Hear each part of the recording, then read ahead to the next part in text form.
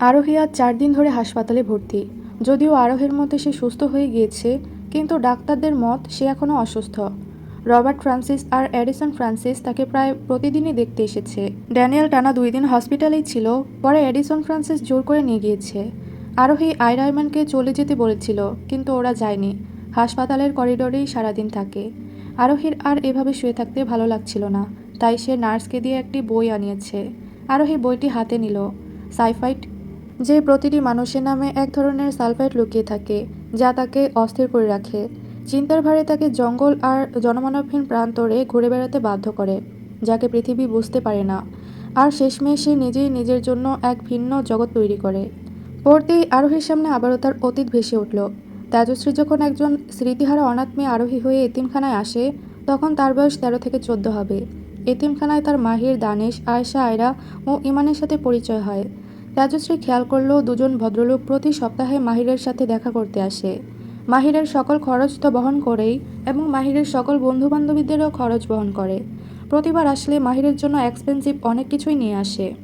তেজশ্রীর মনে সন্দেহ জাগে। তেজশ্রী খোঁজ নিয়ে জানতে পারে তারা দুজন গিল গ্রুপ অফ ইন্ডাস্ট্রিজের মালিক, স্যামুয়েল গ্রিল ও আলবার্ট গ্রিল।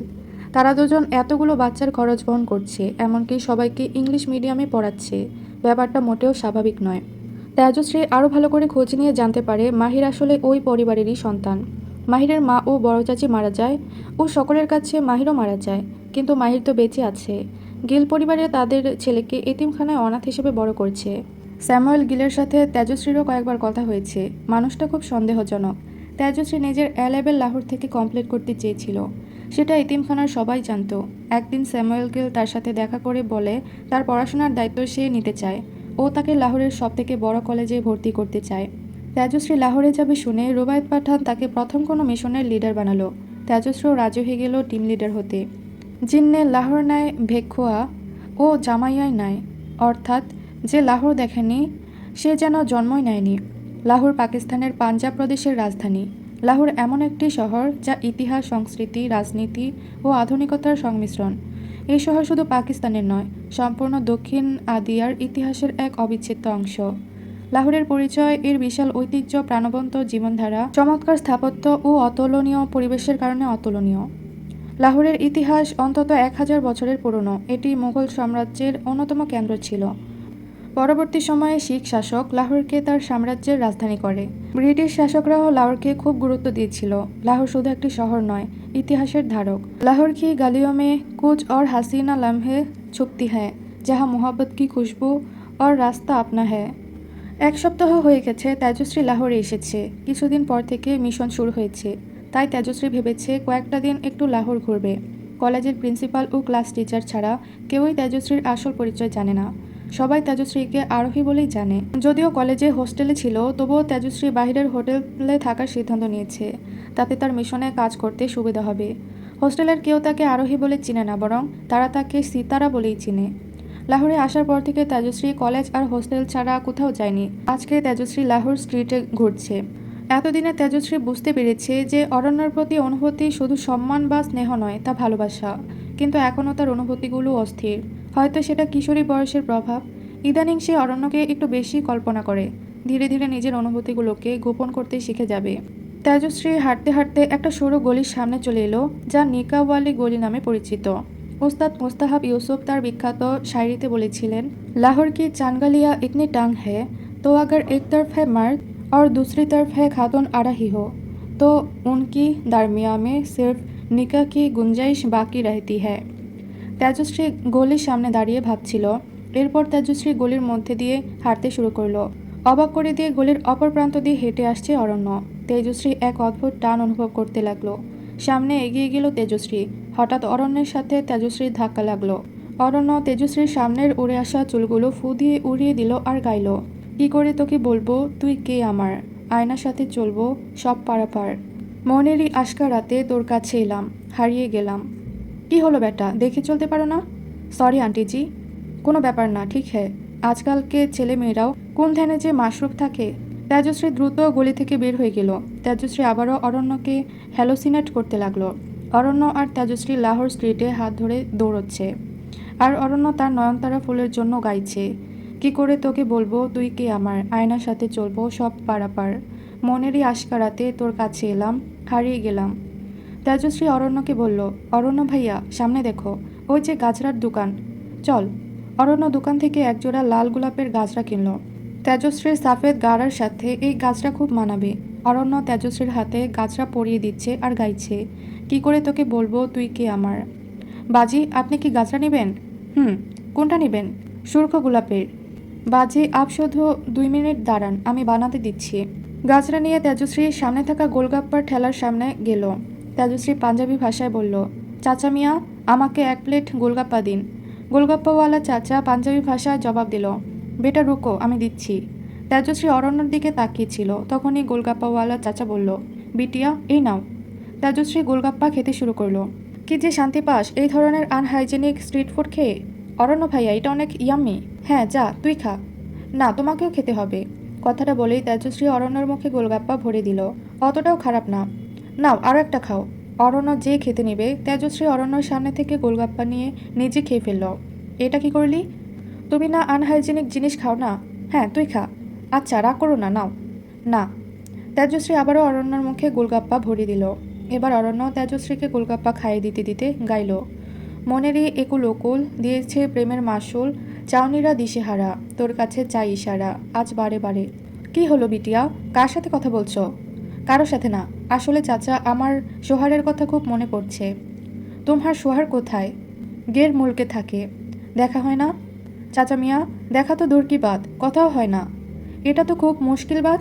আচ্ছা এক কাম করো, ওই ডানের গলিতে একজন বাঙালি বাজি থাকে, ওনার কাছে যাও। নেহি চাচা, আমি রহমতের বান্দার জন্য রহমতকে নাজার করতে পারবো না। ফের একবার বলি তোমাকে, ওখানে একটা দরগা আছে, বেশি না একটু দূরেই, সেখানে অনেক ফকির মিসকিন খানা খেতে আসে। ওথার তুমি একটা দেয়াল আছে, সেখানে তোমার আর তোমার সোহারের নাম লিখে রেখো। যখন কোনো ফকির মিসকিন খানা খেয়ে দোয়া করবে, ইনশাআল্লাহ আল্লাহ তোহাদের জন্য দোয়া করবে। শুক্রিয়া চাচা। তেজশ্রী চাচাকে তার পাওনা দিয়ে অরণ্যের সাথে দরগার উদ্দেশ্যে রওনা হলো। দরগার সামনে আসতেই অরণ্য তেজশ্রীর মাথায় ভালো করে দোপাট্টা সেট করে দিল ও গাইল, কি করে তোকে বলবো তুই কে আমার, আয়নার সাথে চলবো সব পারাপার। তেজশ্রী আজকে একটা নতুন অ্যাক্রিলিক রঙের সেট কিনেছিল। সেখান থেকে মাভি রং বের করে দরগার দেয়ালে খুব সুন্দর করে তেজঅরণ্য লিখল। মাভি অর্থ হচ্ছে নীল। তেজশ্রী আর অরণ্য দরগার ভেতরে গার্ডেনের হাত ধরে হাঁটছে।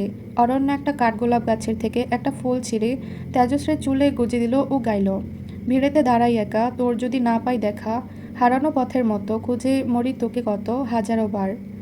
দরগার ভেতরের একজন চাচি রূপালির জিনিসপত্র বিক্রি করছিল। অরণ্য সেখান থেকে একজোড়া নূপুর কিনে তার ব্লাড প্রেশারকে পরিয়ে দিল। কি করে তোকে বলবো তুই কে আমার, আয়নার সাথে চলবো সব পারাপার, মনেরই আশকার রাতে তোর কাছে এলাম, হারিয়ে গেলাম। অরণ্য আর তেজশ্রী একটা চায়ের দোকানে বসে চা খাচ্ছিল। কি করে তোকে বলবো তুই কে আমার। তেজশ্রীর হোস্টেলে একজন রুমমেট ছিল যার নাম জবিয়া। যদিও সে তেজশ্রীর চেয়ে বড়, তাই তেজশ্রী তাকে আপি বলে ডাকত। জবিয়া তেজশ্রীকে একদম ছোট বোনের মতো আগলে রাখত। এই হোস্টেলে প্রতিদিন সকালে একটা ছেলে খবরের কাগজ দিয়ে যেত, ওর নাম জাইন। জবিয়া আপি তাকেও ভীষণ ভালোবাসত। জাইনও জবিয়া আপিকে আপি বলে ডাকত।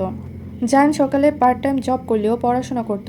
তেজশ্রী আর জবিয়ার সাথেও জাইনের ভালো সম্পর্ক গড়ে ওঠে।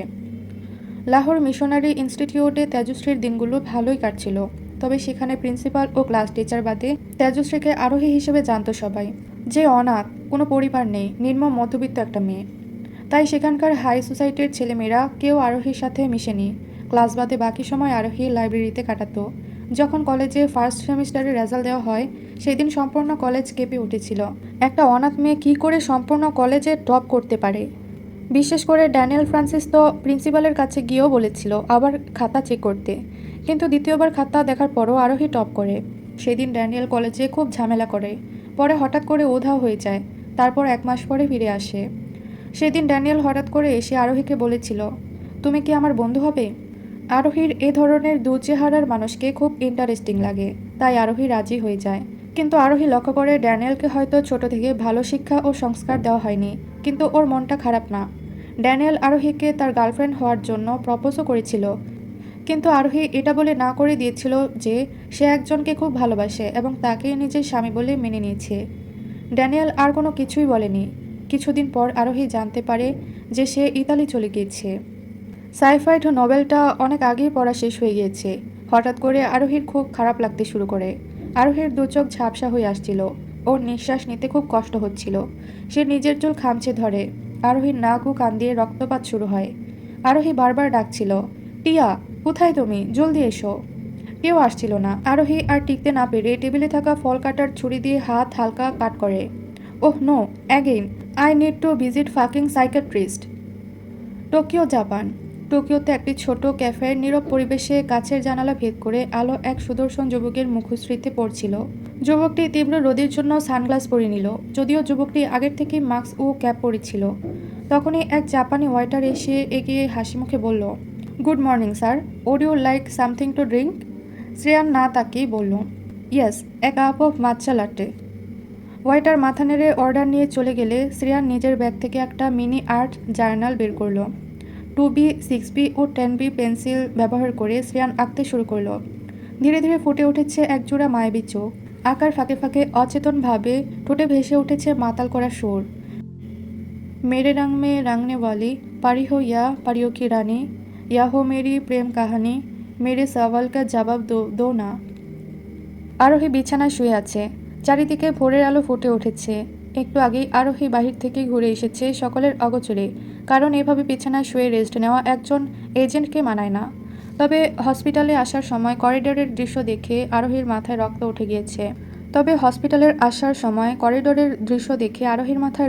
গিয়েছে। ভোর রাতের দিকে হাসপাতালে করিডোরে একটা মেয়ের নিথর মৃতদেহ রাখছিল। তার সামনে বসে তার মা বিলাপ করে কাঁদছিল। কেন আমি আমার মেয়েকে বললাম স্বামীরা এমনই হয়, মানিয়ে নে, তোর বাবাও এমনই ছিল। আমি যদি সব ছেড়ে চলে যেতাম তবে তোর কি হতো? ছেলেমেয়ের মুখের দিকে তাকিয়ে সংসারটা কর মা, তালাক নিলে লোকে কি বলবে? কেন আমার মেয়ে আমার কথা শুনলো? কেন বলল না যে মা, আমি আর সহ্য করতে পারছি না? কেন বলল না যে এত মারে? কেন এই আঘাতের চিহ্নগুলো আগে দেখালো না? তাহলে তো আমি নিজে ওকে তালাক নিতে বলতাম। আত্মীয় স্বজন, পাড়া প্রতিবেশী কে কি বলবে ভাবতাম না। এখন আমাদের কি হবে? আমাদের তো একটাই সন্তান ছিল। এই ঘটনা মনে করে আরোহী বিড়বিড় করে বলল, fuck off to your so called society, fuck off to your fucking relatives and neighbours. এবার থামুন আপনারা আপনাদের সমাজ নিয়ে। I just hate this type of people, যাদের কাছে নিজেদের সন্তানের থেকে সমাজ বড়। আমি এই ডার্টি সোসাইটিকে আজ থেকে 7 বছর আগেই ত্যাগ করেছি। আর এই মেয়েগুলো, মা বলল সংসার করতে, তো সব মেনে নিয়ে সংসার করলো। গার্লস, বি কল্যাণী, নট নিম গাছ। সকালবেলা নার্স এসে বলল, আপনার সাথে আপনার বাড়ির লোক দেখা করতে এসেছে। আরোহী মনে মনে বলল, বালের জিন্দেগি, তাতে আবার বাড়ির লোক কোথায় থেকে আসবে? আরোহী নার্সকে বলল, আচ্ছা আসতে বলো। আমিও দেখি কলা গাছ ফেরে আবার আমার কোন ফাকিং বাড়ির লোক জন্ম নিল। কিছুক্ষণ পর ভিতরে রবার্ট ফ্রান্সিস আর এডিসন ফ্রান্সিস ভিতরে এলো। রবার্ট ফ্রান্সিস জিজ্ঞাসা করলেন, কেমন আছো মা? আরোহী মনে মনে বলল, দূর ফাক, আমার সাথে এত মিষ্টি মধুর ভাষায় কথা বলছে কেন? আমি তো আর নায়িকা না, আমি খলনায়িকা। তাই এই কোমল কণ্ঠে কথা শুনলে আমার বডির ইনসুলিন রেসিস্ট হয়ে যায়। এডিসন ফ্রান্সিস বললেন, বেশি খারাপ লাগছে? আরোহী স্বাভাবিক কণ্ঠে জবাব দিল, আই এম অলরাইট। মা, আজকে তোমাকে ডিসচার্জ করে নেব, চলো বাড়ি যাব। আরোহী মনে মনে বলল, তো কি এই ফাকিং হাসপাতালে বসে থাকবো নাকি? আরোহী মিষ্টি হেসে বলল, হ্যাঁ আঙ্কেল, কিন্তু আপনাদের তো কষ্ট করে আসার দরকার ছিল না। প্রথমবার কি তুমি একা একা হবু শ্বশুর বাড়িতে যাবে নাকি? তাই আমরা তোমাকে নিতে এলাম।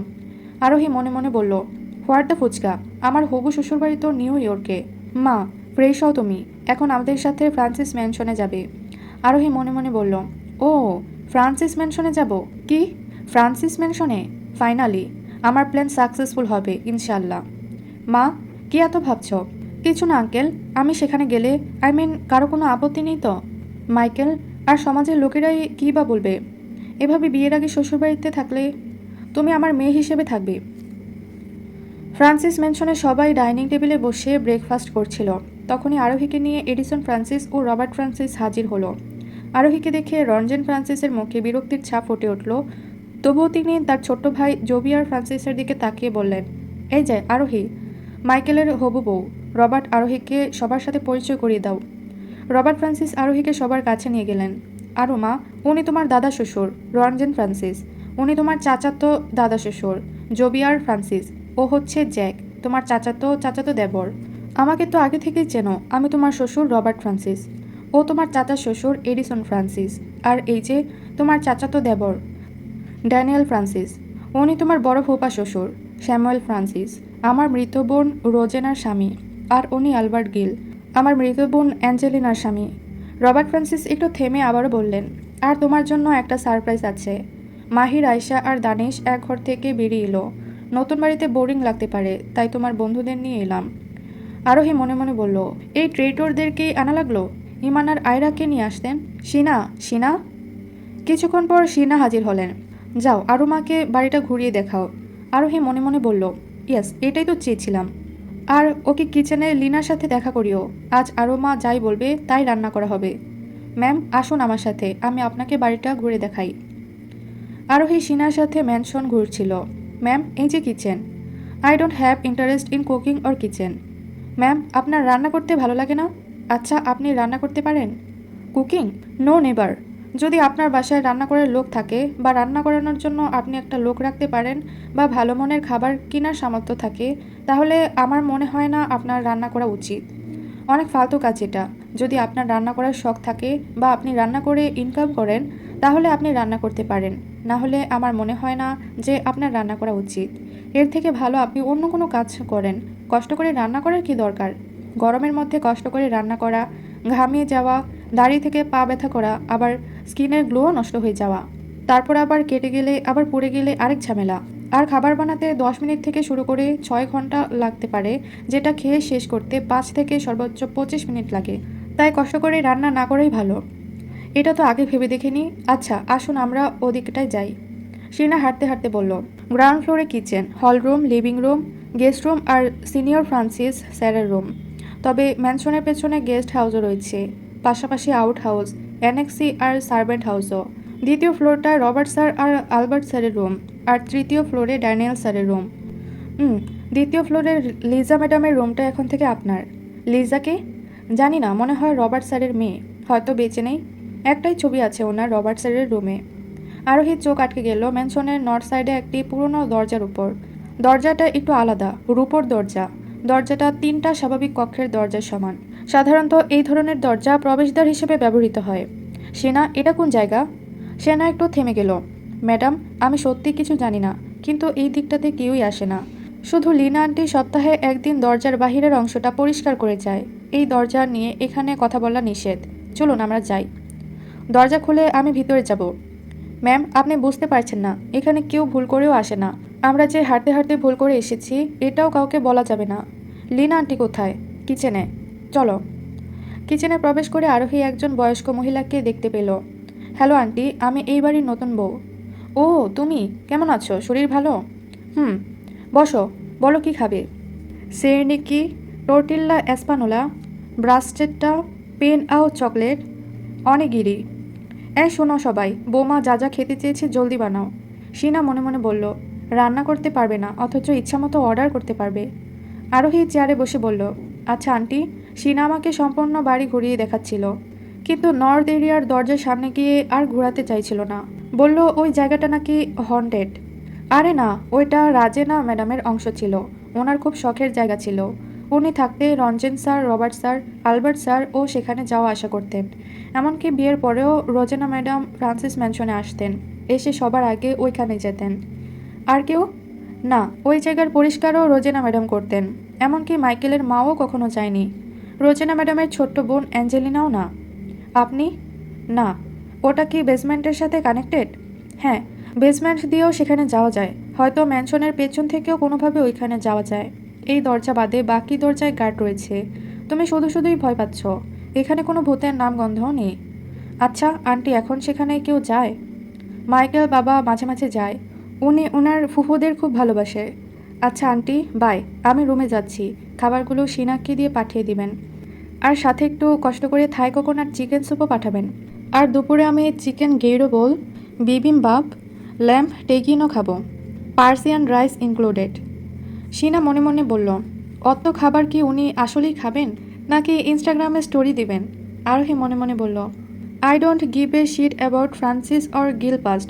I am only gonna dig up as much as I need to nail my mission. Who scared who? Who got hurt for who? I don't give a fucking damn about that. This story is mine, not nobody else.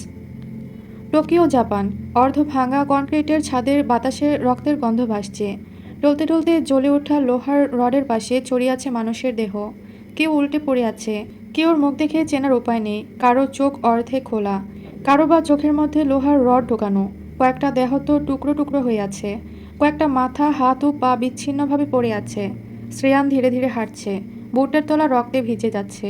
ঠোঁটের থেকে নিকোটিনের ধোঁয়া নিঃসরণ হচ্ছে। পোশাকের কিছু অংশ ছেঁড়া, সাদা শার্টে রক্তিম দাগ লক্ষণীয়। ঠোঁটের কাছ দিয়ে হালকা কেটে গিয়েছে, সেখানে শুকনো রক্ত লেগে রয়েছে। চারিদিকে শেষবারের মতো তাকিয়ে শ্রেয়ান একটা শ্লেষাত্মক হাসি দিয়ে প্রস্থান করল। আরোহী হাঁটতে হাঁটতে বলল, শিনা, মাইকেলের রুম কোথায়? 4th ফ্লোরে। কিন্তু ম্যাম, রবার্ট স্যার বলেছেন যখন মাইকেল স্যারের বন্ধুরা থাকবে তখন আপনি নিজের রুম থেকে বের হবেন না। আর মাইকেল স্যারের রুমে একা কখনো যাবেন না, কাউকে নিয়ে যাবেন, এবং আপনার রুমে ফিমেল সার্ভেন্ট ছাড়া কাউকে ঢুকতে দেবেন না। জাস্ট ফাক অফ। ইয়ে ম্যাম। কি বললাম শুনলে না? যাও। শিনা চলে গেলে আরোহী 3rd ফ্লোরে উঠে ঘুরতে লাগলো। একটা শক্ত হাত আরোহীকে টেনে ধরল। ও দেয়ালে ঠাস দিয়ে আঁকড়ে ধরল। What the fuck, Daniel? Just leave me. Aru, কেন এমনটা করলে? আমাকে এত বড় ধোকা না দিলেও পারতে। ধুর, ফাক। কোন ফাকিং ধোকার কথা বলছো? তুমি কেন তাকে ভালোবাসবা? তুমি কেন আমায় ভালোবাসলে না আরু? আরোহী ব্যঙ্গ করে বলল, আজব তো। আমি কি ছেলে যে আমার 4টা বিয়ে করার পারমিশন আছে? আমি একটা মেয়ে হয়ে একজনকেই তো ভালোবাসবো। একটা মেয়ে তো আর একসাথে কয়েকজনের সাথে সংসার করতে পারে না। একজনকে গ্রহণ করলে তো বাকিদের মন ভাঙতেই হবে। তুমি কেন এঙ্গেজ করলে সেটা তোমার গ্র্যান্ডপাকে গিয়ে আজ করো। যদি জানতাম ব্ল্যাকমেল করে তোমাকে পাবো তবে তাই করতাম। আরোহী কণ্ঠে কিছুটা শ্লেষ মিশিয়ে বলল, too emotional, but it's too late. ড্যানিয়েলের কান্না দেখার সময় আরোহীর নেই, তাই সে ড্যানিয়েলের হাতে এক বক্স টিস্যু দিয়ে বেরিয়ে এলো। যাই হোক, বাড়িটা কিন্তু সুন্দর। আচমকা একজন সামনে এলো। আসসালামু আলাইকুম ভাবি। ওয়ালাইকুম আসসালাম। কি ভাবি, অবাক হলেন? আসলে আমার মা মুসলিম ছিলেন। তুমি জ্যাক, রাইট? মাইকেলের কাজিন ব্রাদার। কিন্তু তুমি বাংলায়? ভাবি, আমি মনে হয় আপনাকে কোথাও দেখেছি। আপনার কি আমাকে চেনা চেনা লাগছে? আরোহী মনে মনে বলল, ফ্রান্সিসরা তো সবাই মডার্ন উর্দু আর ইংলিশে কথা বলে, তো বাংলায় কোথায় থেকে শিখলো? কি ভাবি, অবাক হলেন? আসলে আমার মা বাঙালি ছিলেন। আরোহী ছেলেটাকে গভীরভাবে পর্যবেক্ষণ করতে লাগলো। ভাবি, আপনাকে তো একদম শ্রীয়ের মতো দেখতে। আরোহী তাও কোনো জবাব দিল না। আসলে ভাবি, আমি ছোটবেলায় নিউ ইয়র্কে থাকতাম। সেখানে মিও ইন্টারন্যাশনাল ইনস্টিটিউটে পড়েছি। সেখানে আমাদের স্কুলের সবচাইতে পপুলার বয় ছিল অরণ্য, আর তার বোনের নাম ছিল শ্রী। ভাইয়া কিন্তু তার বোনকে নিয়ে অনেক প্রোটেক্টিভ ছিল। আরোহী সোজাসুজি বলল, জ্যাক, আমি তোমাকে প্রশ্ন করব না যে তুমি আমার সম্পর্কে কি জানো, কতটা জানো, কি করে জানো। আমি শুধু জানতে চাইবো যে তুমি কি চাও। জ্যাক হাসতে হাসতে বলল, ইস ভাবি, লজ্জায় ফেলে দিলেন। আপনি ফ্যালকন, আমি ব্যাচলার। আমি আপনার থেকে কি চাইতে পারি? May I coming? ভেতর থেকে একটা গম্ভীর কণ্ঠ ভেসে এলো, কাম। আরোহী ভেতরে প্রবেশ করলো। মাইকেল তখন টিভিতে একটা ব্লু ফিল্ম দেখছিল। আরোহী মনে মনে আস্তাক ফিরুল্লাহ বলল। মাইকেল একটা শ্লেষাত্মক হাসি দিয়ে বলল, আরে মেডুসা, হঠাৎ? ভাবলাম তোমার থেকে পারমিশন নিয়ে যাই। কেন, কোথায় যাবে? বাট দ্য ওয়ে, তুমি আমার বাসায় কি করছো? আমি তো তোমার ফিয়ন্সে, তাই আঙ্কেল বলেছে আমি তোমাদের সাথেই থাকবো। আমি তোমাকে আমার ফিয়ন্সে বলে মানি না। আমার ফিয়ন্সে হবে নিকোলি ওয়াল্লেসের মতো কেউ। Nice to here. মাইকেল আরোহীর সামনে কিছু একটা ধরে বলল, আর এই নাও, এই ক্রেডিট কার্ডটা নিয়ে যাও। এখানে 2 লাখ আছে। কি হলো, নাও। আর না হলে লোকে বলবে ফ্রান্সিস বাড়ির বউ খালি হাতেই বাবার বাড়ি এসেছে। আরোহী ভ্রু কুচকে বলল, বাবার বাড়ি মানে? অনাথ আশ্রম। এটাই তো তোমার বাড়ি, তাই না? আরোহী নির্লিপ্ত ভঙ্গিতে বলল, হুম। আর হ্যাঁ, গাড়ি আর বডিগার্ড নিয়ে যেও। ওকে, আর কিছু? মাইকেল কণ্ঠে কিছুটা শ্লেষ মিশিয়ে বলল, ভেবে দেখেছ কতটা সৌভাগ্যবতী তুমি যে ফ্রান্সিস বাড়ির বউ হয়ে গেলে? আরোহী একটা রহস্যময় হাসি দিয়ে বলল, মাইকেল, আমি শুনেছি পৃথিবীতে নাকি একই রকম দেখতে 7জন মানুষ রয়েছে। আমি তুমি সহ বাকি 6জনকেও রিজেক্ট করলাম। কথাটা বলেই আরও রুম থেকে বেরিয়ে গেল। মাইকেল মনে মনে বলল, কে তুমি রহস্যময়ী? তুমি তো মেডুসার মতো লাঞ্ছিত নও, আফ্রোডিতের মতো সুন্দর তবুও দুর্বল নও। তবে কি তুমি বেলাট্রিক্সের মতো অন্ধকারের প্রতীক, নাকি তুমি অ্যাথেনার মতো উন্মাদ? তুমি কি আর্টেমিসের মতো শিকারী, নাকি হ্যাকাটের মতো জাদু, অন্ধকার, সৌন্দর্য ও রহস্যের প্রতীক? আরোহী গাড়িতে বসে জানালার বাইরে তাকিয়ে আনমনেই বলল, বউ তো আমি অবশ্যই, তবে সেটা শুধুমাত্র চৌধুরী বাড়ির। আরোহী প্রথমে শপিং মলে যাবে। এখনও অনেকটাই পথ বাকি, তাই আরোহী নিজের ব্যাগের থেকে ট্রাভেল আর জার্নাল বের করলো। আরোহী নিজের দাঁতের ফাঁকে পেন্সিল কামড়ে রেখে কিছুক্ষণ ভাবল, তারপর আনমনে আঁকতে শুরু করলো আর গুনগুন করে কিছু গাইতে লাগলো। যদি কোনো চিত্র আঁকি পৃথিবীর সবচেয়ে দামি, সেই চিত্রতে তুমি পারফেক্টলি বসো। কেন লাগে শূন্য শূন্য বলো, তোমায় ছাড়া এত, তুমি কি তা বলতে পারো? কেন লাগে শূন্য শূন্য বলো, তোমায় ছাড়া এত, তুমি কি তা বলতে পারো? কিছুক্ষণ পর ড্রাইভার বললেন, ম্যাডাম চলে এসেছি। আরোহী ক্রেডিট কার্ড হাতে নিয়ে একটা রহস্যময় হাসি দিল। আমি কোনো নায়িকা না যে বলবো, না এই টাকা ইউজ করা ঠিক হবে না। আমি ফ্রান্সিসদের কোনো টাকা খরচ করব না। আমি খলনায়িকা। শপিং শেষ করে আরোহী এতিমখানা এলো। বাচ্চাদের সাথে দেখা করে ওর সব গ্লানি দূর হয়ে যাচ্ছে। বাচ্চারা উচ্ছ্বসিত কণ্ঠে ওর সাথে কথা বলেছে। কিছুক্ষণ বাচ্চাদের সাথে খেলার পর আরোহী একজনকে বলল, আমি কোথায়? আপু, ইয়াসমিন আন্টি ভিতরেই কোথাও আছে। আরোহী গার্ডদেরকে বলল, শোনো, আমি এখন আম্মির সাথে টাইম স্পেন্ড করব। কেউ আমাকে বিরক্ত করতে ভেতরে গেলে কিন্তু আমি রবার্ট আঙ্কেলের কাছে নালিশ করব। এই বলেই আরও ভেতরে চলে গেল। আরোহী কক্ষে প্রবেশ করতেই ইয়াসমিন খানম দৌড়ে আরোকে জড়িয়ে ধরল। কেমন আছো মাহামা? হ্যাঁ আম্মি, আমি ঠিক আছি। তুমি চোখের ডাক্তার দেখিয়েছিলে? আর দেরি করলে ঠিক হবে না, ওয়াশরুমে যাও। আরোহী ওয়াশরুমের সামনে করিডোরে দাঁড়িয়েছিল। হঠাৎ আরোহীর মনে হলো কেউ তার পেছনে রয়েছে। মুহূর্তেই আরোহী নিজের ঘাড়ে সুই জাতীয় কিছু অনুভব করল। মুহূর্তেই আরোহী জ্ঞান হারিয়ে মাটিতে লুটিয়ে পড়ল। জ্ঞান ফেরার পরেও আরোহী ঠিক করে চোখ খুলতে পারছে না, মাথা ভারী হয়ে আসছে। নিভু নিভু চোখে আরোহী দেখতে পেল যে সামনে একজন মধ্যবয়সী লোক বসে রয়েছে। পরনে তার কালো রঙের বসন, মাস্ক ও হেড দিয়ে নিজেকে আবৃত করে রেখেছে। Welcome back, agent Raven Falcon.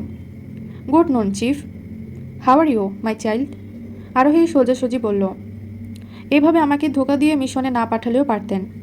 Chief একটা দীর্ঘশ্বাস ফেলে বললেন, আমরা কিছুই করিনি। তুমি হোস্টেলে তাড়াহুড়ো করতে গিয়েই মাইকেলের সামনে চলে এসেছিলে। এই জন্যই বলি সব কাজ ধীরে সুস্থে করবে। চটজলদি কাজ শয়তানের কাজ। আমরা মিশনে ইলারা স্পেকট্রাকে পাঠাতে চেয়েছিলাম, কিন্তু তুমি মাইকেলের সামনে চলে এসেছিলে আর মাইকেল তোমার প্রতি আকর্ষণ অনুভব করছিল, তাই তোমাকে মিশনটা হ্যান্ডেল করে দিই। আর সুপ্রিম এই নিয়ে কি বলেছে?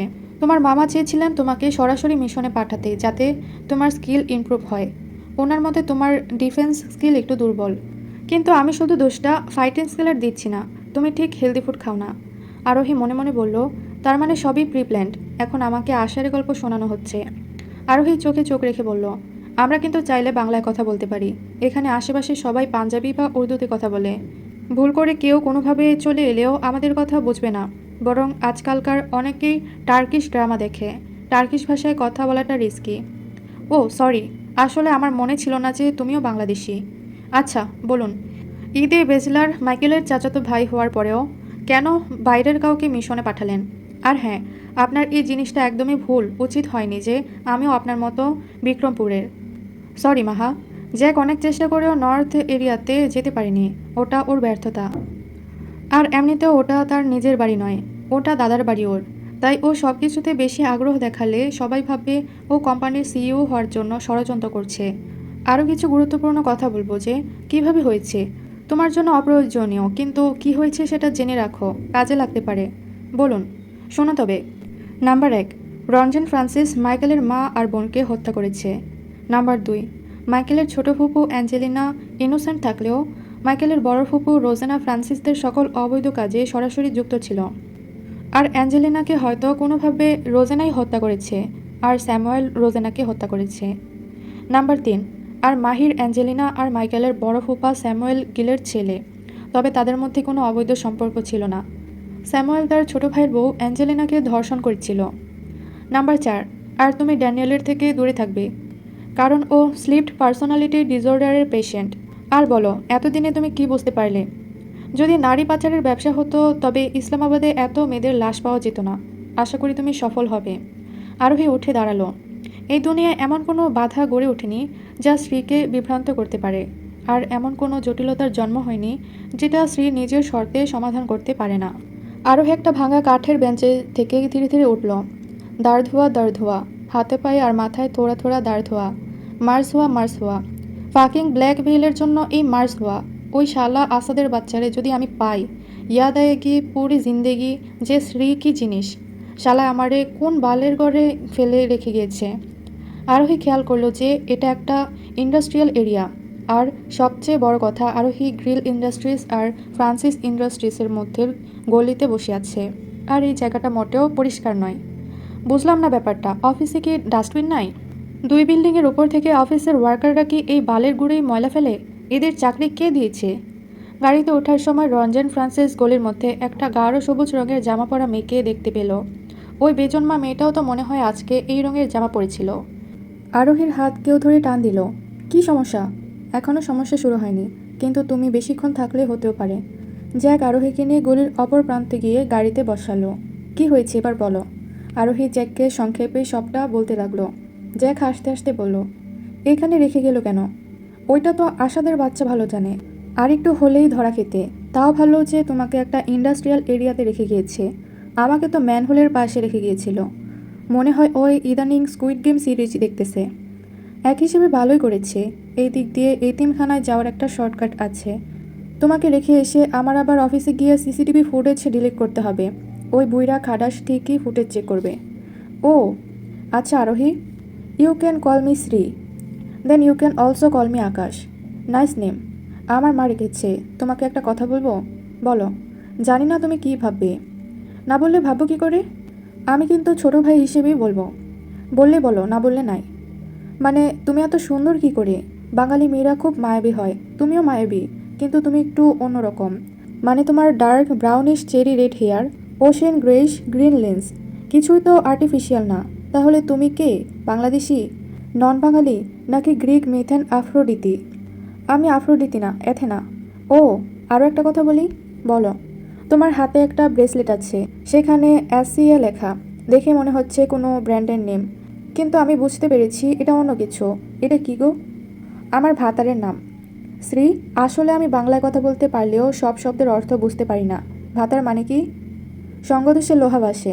আমার সাথে থাকতে থাকতে ধীরে ধীরে শিখে যাবে। ও আচ্ছা। জানো, আমিও স্ট্যানফোর্ডে সিলেক্ট হয়েছি as a law student. Nice. আমার না তোমার একটা হেল্প লাগবে। জ্যাক আর আরও কিছু গুরুত্বপূর্ণ কথা বলতে লাগলো। আরোহী ফ্রান্সিস ম্যানশনে প্রবেশদ্বারে পা রাখতে রঞ্জন ফ্রান্সিস চিৎকার করে বললেন, এই মেয়ে দাঁড়াও। আলবার্ট ফ্রান্সিস নির্লিপ্ত ভঙ্গিতে বললেন, কি হয়েছে ড্যাড? আরোকে ভিতরে আসতে দিন। এই মেয়ে ফ্রান্সিস ইন্ডাস্ট্রিতে গিয়েছিল। জিজ্ঞাসা করো কেন গিয়েছিল। রবার্ট ফ্রান্সিস বললেন, আপনার কোথাও ভুল হয়েছে। ও এতিমখানায় গিয়েছিল। ড্রাইভার নিয়ে গিয়েছে, আবার ফেরত এনেছে। সাথে বডিগার্ডও ছিল। জ্যাক, ফুটেজ দেখো ওই সময়ের। জ্যাক তার ল্যাপটপটি টেবিলে রাখলো। সবাই স্ক্রিনের দিকে ভালো করে তাকালো। ড্যাড, সবুজ জামা পরলেই কি ও আরও হয়ে যাবে না? আরও, তুমি আমার রুমে যাও। আর ওনার কথায় কষ্ট পেও না, ওনার বয়স হয়েছে। আরোহী রঞ্জন ফ্রান্সিসের দিকে তাকিয়ে গানের সুরে শীষ বাজাতে বাজাতে সিঁড়ি দিয়ে হেঁটে ওপরে চলে যাচ্ছে। গভীর জলের ফিশ, আমি গভীর জলের ফিশ। পাবলিক তাই নাম দিয়েছে খোকা 420। গভীর রাতে আরোহী মাইকেলের রুমে বসেছিল। পরনে তার baby pink organza sari, sleeveless blouse, আর তার লম্বা চুল বাতাসে উড়ছে। আরোহী তার পায়ে নুপুর পড়েছে। রুমের দরজা খুলল, প্রবেশ করল জ্যাক ও মাইকেল। মাইকেল জ্যাকের উপর ভর করে হাঁটছে। ভাবিজান, এই যে আপনার স্বামী। একটু বেশি ড্রিঙ্কস করে ফেলেছে, আপনি সামলান, আমি এখন আসি। জ্যাক আরোহীকে সাইন ল্যাঙ্গুয়েজে বলল, তোমার কথা মতো ওই পাউডারটা ভোটকার সাথে মিশিয়ে দিয়েছিলাম। মাইকেল আরোহীর দিকে তাকিয়ে বলল, কি হলো মেডুসা, তুমি আমার রুমে কেন? তোমার ক্রেডিট কার্ডটা ফেরত দিতে এসেছি। মাইকেল মৃদু হেসে বলল, লাগবে না, তুমি রেখে দাও। আর তোমার কি কি লাগবে বলো, আমি সব এনে দিব। মাইকেল হঠাৎ আরোহীর গালে হাত রেখে নেশার ঘরে বলল, জানো আফ্রেডিতি, আমার মা যদি থাকতো তবে আমি একটা অমানুষ হতাম না। আমি কি করব বলো? ওরাই তো আমাকে এতটা জঘন্য করে তৈরি করেছে। আজ যদি আমি তোমার জীবনে খলনায়ক হয়ে না প্রবেশ করতাম, তবে আমাদের নিয়েও একটা গল্প লেখা হতো। মাইকেল আরোহীর দিকে তাকিয়ে গাইল, এক लड़के को देखा तो ऐसा लगा, एक लड़के को देखा तो ऐसा लगा, जैसे खिलता गुलाब, जैसे शायर का ख्वाब, जैसे उछली किरण, जैसे ভান মে হিরান। মাইকেলকে সরিয়ে আরোহী বেরিয়ে গেল। মাইকেলও আরোহীর পিছু নিল। মেডুসা দাঁড়াও। আরোহী আন্ডারগ্রাউন্ড ফ্লোরের নর্দার্ন এরিয়ার গেটের সামনে থামল, যেখানে অনেক বডিগার্ড ছিল। মাইকেল হুঙ্কার দিয়ে বলল, সবাই চলে যাও। মাইকেলের ভয়ে সব গার্ডরা চলে গেল। মাইকেল, আমি ভিতরে যাব। মাইকেল বিরক্ত হয়ে বলল, না, চলো এখান থেকে। আরোহীর চোখে জল চলে এলো। আচ্ছা ঠিক আছে, কান্না করো না। মাইকেল বড় লোহার উপরের আবরণটা সরালো। দৃশ্যমান হলো ডিজিটাল লক। মাইকেল নিজের ফিঙ্গারপ্রিন্ট দিয়ে ডোর আনলক করলো। ভিতরে এসো। আরোহী ভালো করে তাকালো। বিশাল হলরুম। আমি ভেবেছিলাম জায়গাটা হন্টেড। এখন যখন চলে এসেছি তো একটু ড্যান্স করলে কেমন হয়? জায়গাটা খুব সুন্দর। ড্যান্স? হুম। দুজনে একসাথে সালসা ড্যান্স করতে লাগলো। আর আরোহী এই সুযোগে ভালো করে পর্যবেক্ষণ করতে লাগলো। ফ্লোরে শুকনো রক্তের দাগ মনে হচ্ছে, যেন কাউকে টেনে নিয়ে যাওয়া হয়েছে। একটু দূরে একটা ইঞ্জেকশনের খালি বোতল পড়ে আছে। Injection syringe. আর এই হলরুমের সাথে আরও একটা ঘর আছে। আর সেই ঘরের সাথে একটা সিঁড়ি ও আরও অনেকগুলো ঘর কানেক্টেড। মাইকেল অজ্ঞান হয়ে আরোহীর ওপর ঢলে পড়তে নিলে আরোহী জোরে চিৎকার করলো, আকাশ, জলদি ভেতরে আয়। জ্যাক দ্রুত কক্ষে প্রবেশ করলো। আল্লাহ, শ্রী, তুমি মাইকেলকে মেরে ফেলেছ? না, সেন্সলেস হয়ে গিয়েছে। তুমি ওকে রুমে নিয়ে যাও, আমার একটু ল্যাবে যেতে হবে। আরোহী কাচের খালি বোতল আর ইঞ্জেকশন সিরিঞ্জটা হাতে তুলে নিল। ল্যাব অফ ব্ল্যাক বেল, রাত 3টা। আরোহী অনেকক্ষণ ধরে অপেক্ষা করছে, কিন্তু তার প্রতীক্ষা শেষ হচ্ছে না। তাই আরোহী ডার্টবোর্ড গেম খেলতে লাগলো আর গাইতে লাগলো, অনেক করে পাবো তোমার অনেক বেশি হব, অনেক করে পাবো তোমার অনেক বেশি হব, হাতটা ধরে পট্টা বলে মনের কথা কব, হাতটা ধরে পট্টা বলে মনের কথা কব। কিছুক্ষণ পর একজন ডাক্তার এলেন। ARF, এই নিন। আরোহী রিপোর্টটি হাতে নিয়ে পড়তে শুরু করলো। এটা তো ওভারি সিমুলেটিনের জন্য ব্যবহৃত হয়। তার মানে? আরোহী সব ঘটনা এক সুতায় গাঁথতে লাগলো। প্রথমে ফ্রান্সিস ও গিলরা ভারত, পাকিস্তান, নেপাল, শ্রীলঙ্কা ও বাংলাদেশ থেকে মেয়েদের অপহরণ করত। এরপর তাদেরকে ইসলামাবাদ নিয়ে আসতো। এরপর তাদের উপর চলতো অমানবিক নির্যাতন। এই ইনজেকশন ইনজেক্ট করে তাদের ডিম্বাণু বৃদ্ধি করা হতো। তারপর অমানবিকভাবে পেট কেটে ডিম বের করে আনা হতো। এই জন্যই তো লাশের পেট কাটা থাকতো। আর এই প্রক্রিয়ায় পরেও যারা বেঁচে যেত তাদের কাশ্মীর নাইট ক্লাবে বিক্রি করে দিত। আরোহী দ্রুত জেককে কল করল। হ্যালো শ্রী, কাল সকালেই সব শেষ করে দিব। ফ্রান্সিস ম্যানশন, সকাল 7টা। ফ্রান্সিস ম্যানশনে সবাই একসাথে নাস্তা করছে। তখনই মাইকেল সিঁড়ি দিয়ে নেমে আসছে। মাইকেল গুড মর্নিং বলে খেতে বসলো। মাথা খুব ভার হয়ে আছে। কফি না খেলে ঠিক হবে না। জ্যাক এসে ডাইনিং টেবিলে বসলো। Hello everyone. রঞ্জন ফ্রান্সিস অবাক হয়ে বসলেন। তোমার দাদু বলল তুমি নাকি মারি ঘুরতে গিয়েছিলে রাতেই বন্ধুদের সাথে? হ্যাঁ জ্যাক, তুমি যাওনি? তবে বাড়ি ফিরলে না কেন? তুমি নেই বলেই তো আমি বড় ভাইয়ের সাথে চলে এলাম। আর আমি এলাম বলেই তো দুই জামাইকেও ডেকে নিল। আসলে দাদা ভাইয়ের গাড়ি নষ্ট হয়ে গিয়েছিল, তাই কাছাকাছি একটা বন্ধুর বাড়িতে ছিলাম। মাইকেল প্রশ্ন করলো, তুই এরকম মাস্ক পরে আছিস কেন? আসলে গাড়ির জানালা খোলা ছিল তো, তাই ঠান্ডা লেগে গিয়েছে। স্যামুয়েল গিল বললেন, এই হচ্ছে আমার ভাতিজা মাহির গিল। ও অ্যাঞ্জেলিনা আর এডিসনের ছেলে। ও আসলে মারা যায়নি। আর ওরা আয়শা আর দানিশ মাহিরের বন্ধু। মাইকেল মুখ বাঁকিয়ে বলল, এই জন্যই বলি আরোহীর বন্ধুদের সাথে আপনার এত কি? রবার্ট ফ্রান্সিস বললেন, মেট, আরও মা কোথায়? ওকে ডাকো। সিঁড়ি দিয়ে নিচে নামছে আরোহী। পরনে তার ব্ল্যাক লেদার আউটফিট। তার ঘন লম্বা চুল ডাচ ব্রেন করা। তার রক্তিম চোখে যেন শীতল আগুন জ্বলছে। তার চেহারার ভয়ঙ্কর মাস্ক সবাইকে আতঙ্কিত করতে সক্ষম। মাস্কের আড়ালে এজেন্ট রেভেন ফ্যালকন গুনগুন করে গাইছে, পারবে না থামাতে কেউ আমাকে, সব শেষ করব নিজের হাতে। ডাইনিং টেবিলে বসে থাকা সবাই আরোহীর দিকে তাকিয়ে নিস্তব্ধ হয়ে গেল। এই কি সেই আরোহী? আর তার হাতে এত বড় কালো রঙের ওটা কি? কোনো অস্ত্র? মুহূর্তে চারিদিক সাদা ধোঁয়ায় ভরে গেল। চোখের পলকেই ম্যানশন ধোঁয়ায় ঢেকে গেল। হারিয়ে গেল চাকচিক্য, ঐতিহ্য, অহংকার। লাইভ সংবাদ, সকাল 10টা। দর্শক, এইমাত্র পাওয়া খবরে জানা যাচ্ছে ফ্রান্সিস ও গিল ইন্ডাস্ট্রিজে ও ম্যানশনে, এমনকি তাদের ছোট বড় সকল প্রতিষ্ঠানে আগুন ধরে গিয়েছে। এটা কি নিছক কোনো দুর্ঘটনা নাকি গভীর ষড়যন্ত্র? জনগণের দাবি তাদের পাপই নাকি তাকে ধ্বংস করেছে। অন্ধকার একটি স্থানে ধুলোমাখা বাতাসে ভেসে বেড়াচ্ছে মরছে ধরা লোহার গন্ধ। ঘরের মাঝখানে বেশ কয়েকজনকে চেয়ারে বেঁধে রাখা। শক্ত লোহার মরচে পড়া গেট খুলে একজন নারী ও একজন পুরুষ প্রবেশ করল। আমি এজেন্ট রেবেল ফ্যালকন। আর আমি আইডেন ব্যাজলার। আরোহী রবার্ট ফ্রান্সিস ও আলবার্ট ফ্রান্সিসের কাছে গিয়ে দাঁড়ালো। আমি জানি যে তোমার অবৈধ ব্যবসার সাথে যুক্ত ছিল না, কিন্তু তোমরা সব জেনেও চুপ ছিলে, তাই আমাদের 2 বছরের কারাদণ্ড হবে। আমি জানি যে তোমরা অবৈধ ব্যবসার সাথে যুক্ত ছিলে না, কিন্তু তোমরা সব জেনেও চুপ ছিলে, তাই তোমাদের 2 বছরের কারাদণ্ড হবে। আর এরপর তোমরা আমাদের হাসপাতালে জব করবে। আরোহী এবার এগিয়ে গেল ড্যানিয়েলের দিকে। তুমি মানসিক ভারসাম্যহীন ড্যানিয়েল, তাই তোমাকে আসাইলামে পাঠাবো। আরোহী এবার মাহিরের কাছে গেল। মাহির, এটা তোমার ডিএনএ রিপোর্ট। তোমার বাবা আসলে স্যামুয়েল গিল, আর এটা তোমার মায়ের ডায়েরি। এটা উনি মাইকেল আর তোমাকে উদ্দেশ্য করে লিখেছেন। উনি চেয়েছিলেন তোমরা ওনার প্রতিশোধ নাও। আর হ্যাঁ, তোমার তিনজনের শুধু 6 মাসের কারাদণ্ড হবে। আরোহী এবার দানিশের কাছে গেল। দানিশ, তুমি জানো না যে মাইকেল তোমার মামাতো ভাই, আর তোমার ফুফু ও পুরো পরিবারকে রঞ্জেন ফ্রান্সিস শেষ করেছে। আর এখানে তোমার প্রপার্টি পেপার যা তোমার বাবা তোমার জন্য রেখে গিয়েছিলেন। আরোহী আয়শার দিকে তাকিয়ে মাহিরকে বলল, don't hate Ayesha, even if she is your step sister, you are still sibling born of the same mother. Mahir আর আয়শা হতভম্ব হয়ে গেল। তারা আসলে ভাই বোন? সবশেষে ভেঙে পড়েছেন এডিসন গিল। তার ভাই তাকে ধোঁকা দিয়ে অবৈধ কাজে যোগ করেছে। তার ভাই তার অবর্তমানে তার স্ত্রীকে ধর্ষণ করেছে। যাকে সে তার ছেলে বলে জানে, সে তার ছেলে না, ভাতিজা আর সৎ ছেলে। আর যে মেয়েকে সে মাহিরের বান্ধবী ভাবত, সে তার নিজের মেয়ে। আরোহী এডিসন গিলের দিকে তাকিয়ে বলল, প্যারা নাই আঙ্কেল, আপনাকেও আমাদের ট্রেনিং সেন্টারে একটা চাকরি দিব। আরোহী এবার মাইকেলের কাছে গেল। তোমারও মৃত্যুদণ্ড হবে না, 12 বছরের কারাদণ্ড হবে। মাইকেল বাঁকা হেসে বলল, 12 বছর পর কি তোমায় পাবো মেডুসা? আরোহী কোনো উত্তর দিল না। তবে মৃত্যুদণ্ডই দাও। আরোহী কিছু না বললেই চলে গেল। জ্যাক রঞ্জন ফ্রান্সিসের সামনে এসে বলল, আমার বাবা তো আপনার ভাতিজা ছিল, তবে কেন আমায় ইতিম করলেন? কেন আপনার বন্ধুদের দিয়ে আমার মাকে কলঙ্কিত করলেন? কথাটা বলেই জ্যাক রামদা নিয়ে একটা কূপ দিল।